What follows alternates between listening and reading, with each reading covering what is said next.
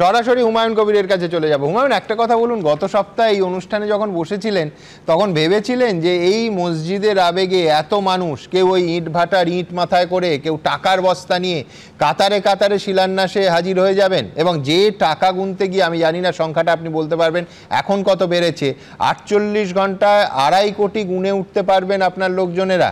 এখনো পর্যন্ত কত গুনতে পারলেন?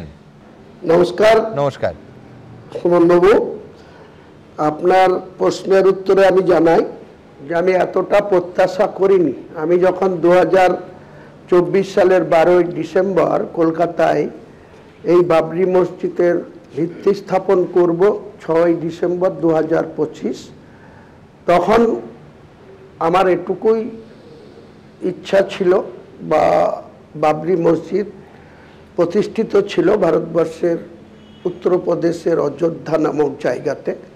সেটা যখন 1992 সালের 6ই ডিসেম্বর ভেঙে ফেলা হয়েছিল, তখন ভারতবর্ষের প্রধানমন্ত্রী ছিলেন পিভি নরসিংহ রাওজি, এবং দিনের আলোতে কিছু কর সেবকরা, মুরলীমোহন যোশী এবং এল.কে. আদবানিজির মদতে সেই কর সেবকরা, না সেই ইতিহাস আমরা জানি, কিন্তু আমি বলছি আপনি তো মানে নিজে কি ইতিহাসে নাম তুলতে এই উদ্যোগটা নিলেন, যে ওই ইতিহাসের সমান্তরাল ইতিহাস আপনি মুর্শিদাবাদের ইতিহাসে নিজের নামটা প্রতিষ্ঠিত করবেন?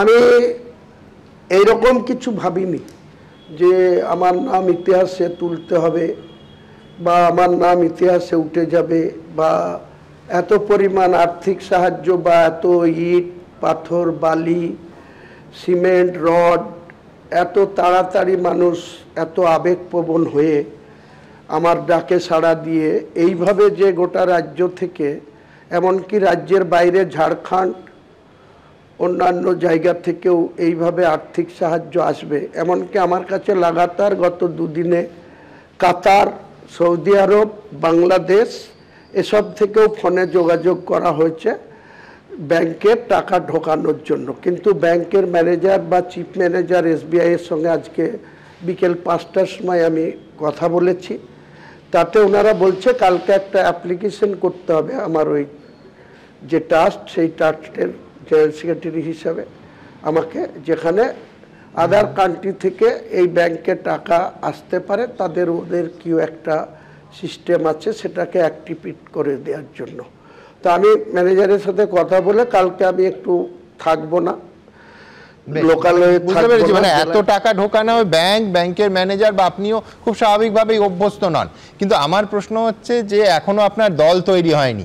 আপনার হেলিকপ্টার এজেন্সির সঙ্গে, আমি ভুল বললে আপনি আমায় সংশোধন করে দেবেন, যে হেলিকপ্টার এজেন্সির সঙ্গে কথা হয়ে গেছে, এবং ধরুন আপনি রাজ্যে রাজ্যে সেই হেলিকপ্টার করে ঘুরবেন, জেলা সফর করবেন, প্রচারে যাবেন, আপনি ঠিক করে নিয়েছেন। আমি বলছি এ রাজ্যে একমাত্র রাজ্যের মুখ্যমন্ত্রী জেলা সফরে হেলিকপ্টার ব্যবহার করেন, তারপর আপনি করবেন। আপনার 8 জন ব্যক্তিগত সিকিউরিটি আগামীকাল হায়দ্রাবাদ থেকে কলকাতায় এসে পৌঁছবেন, এ রাজ্যে এসে পৌঁছবেন। গত 72 ঘন্টায় তাহলে হুমায়ুন আপনার জীবনযাপনটাও অনেকটাই পাল্টে গেল। আপনার জ্ঞাতার্থে জানাই, অলরেডি হায়দ্রাবাদ থেকে 8 জন প্রাইভেট সিকিউরিটি উইথ আর্মস নিয়ে 1 ঘন্টা আগে কলকাতা বিমানবন্দরে ল্যান্ড করেছে।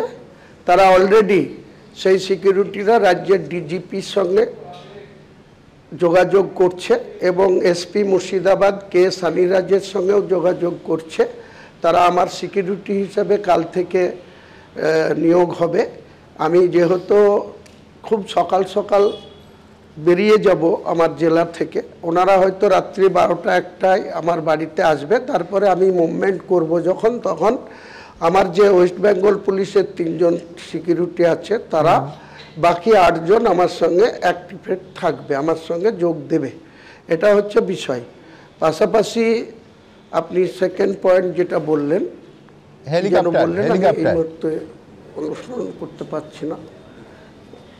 হেলিকপ্টার জিজ্ঞেস করলাম। হ্যাঁ, দেখুন, গত 1.5 বছর ধরে তৃণমূল কংগ্রেসের সর্বোচ্চ নেতৃত্ব যেভাবে আমার সঙ্গে প্রতি পদে পদে আমাকে হেয় প্রতিপন্ন, বা আমার কোনো কথার গুরুত্ব না দেওয়া, বা আমার সামান্য 2টো বিধানসভার ব্লক সভাপতিদের পরিবর্তন না করা, বা আমার সঙ্গে দিনের পর দিন মিথ্যাচার করা সর্বোচ্চ নেতা, তারা আমার সঙ্গে শুধু কাজের সময় কাজ ফুরালে পাঁজি, গোটা আমার সঙ্গে না, গোটা মুসলিম সমাজের সঙ্গে এই ধরনের আচরণ।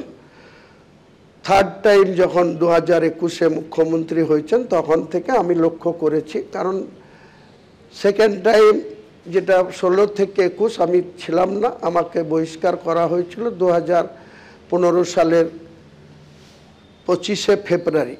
কাজেই আমি 2020 সালের 6ই আগস্ট আবার নেত্রীকে অনুরোধ করে অভিষেক বন্দ্যোপাধ্যায়ের কাছে অনুনয় করে আমি এই দলে প্রবেশ করেছিলাম। তো আমাকে লোগো দিয়েছিল, আমি জিতেছি, মানুষ ভোট দিয়েছে।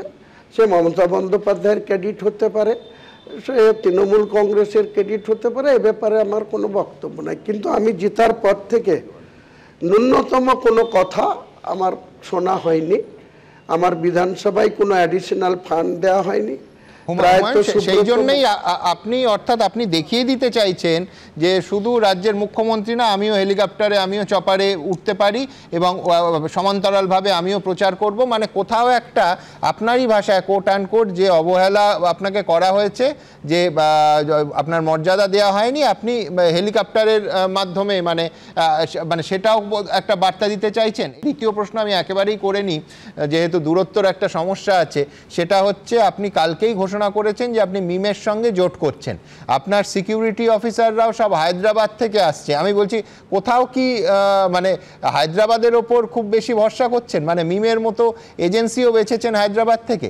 কলকাতাতেও তো পেশাদার এজেন্সি ছিল, সুরক্ষা দিতে পারতেন সেখান থেকে।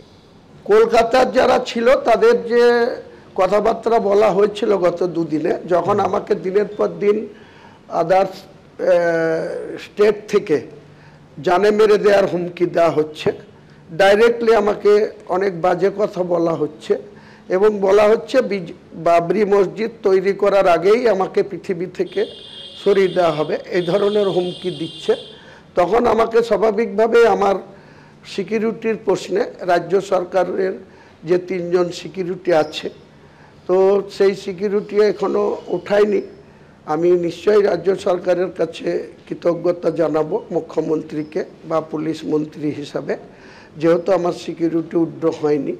তাছাড়া এখানে আমাদের থেকে অনেক যাদেরকে কোনো টার্গেটেই নেই, একসময় জাকির হোসেন টার্গেট হয়েছিল, বেঁচে গিয়েছে প্রাণে, তার যে সিকিউরিটি বলয় আছে, খলিলুর রহমান এমপি তার যে সিকিউরিটি বলয় আছে, এমনকি কংগ্রেসের আমি বলছি, আমি শুনলাম যে আপনি কেন্দ্রীয় সরকারের কাছেও, সেন্ট্রাল ফোর্স চেয়ে, সেই সিকিউরিটি চেয়েও আজকে আবেদন করেছেন। আপনি কেন্দ্রীয় বাহিনী চেয়েও আবেদন করেছেন নিরাপত্তার জন্য? আছে, লাইভ থ্রেড আছে, তো সেই হিসাবে আমাকে আমার বেঁচে থাকতে হবে। উপরওয়ালা বাঁচাবে, উপরওয়ালা যদি আমাকে টেনে নেয় বা আমার ইন্তেকাল হয়, আমি হাসি মুখে সেই মৃত্যু বরণ করব। না, অবশ্যই আপনি সুস্থভাবে, আমরা প্রত্যেকে চাই আপনি সুস্থভাবে বেঁচে পড়তে থাকুন। কিন্তু আমার প্রশ্ন, হুমায়ুন, আপনি কি কেন্দ্রীয় সরকারের কাছেও আবেদন করেছেন সিকিউরিটির জন্য, সেন্ট্রাল ফোর্সের সিকিউরিটির জন্য? না, আবেদনে কোনো করিনি, মৌখিকভাবে বলা হয়েছিল, কিন্তু ওনারা বলেছে, কোনো একজন মুর্শিদাবাদ জেলার পুলিশ আধিকারিক বলেছে যে আইবি দিয়ে আপনার ব্যাপারটা দেখা হচ্ছে, আইবি যদি সঠিক রিপোর্ট থাকে তাহলে আপনার সিকিউরিটির ব্যবস্থা করা হবে। তা বলেছি ঠিক আছে, আপনারা দেখুন, ওনাদের উপরে আমার ভরসা আছে, আস্থা আছে। ওনারা এবিপি আনন্দ, এগিয়ে থাকে, এগিয়ে রাখে।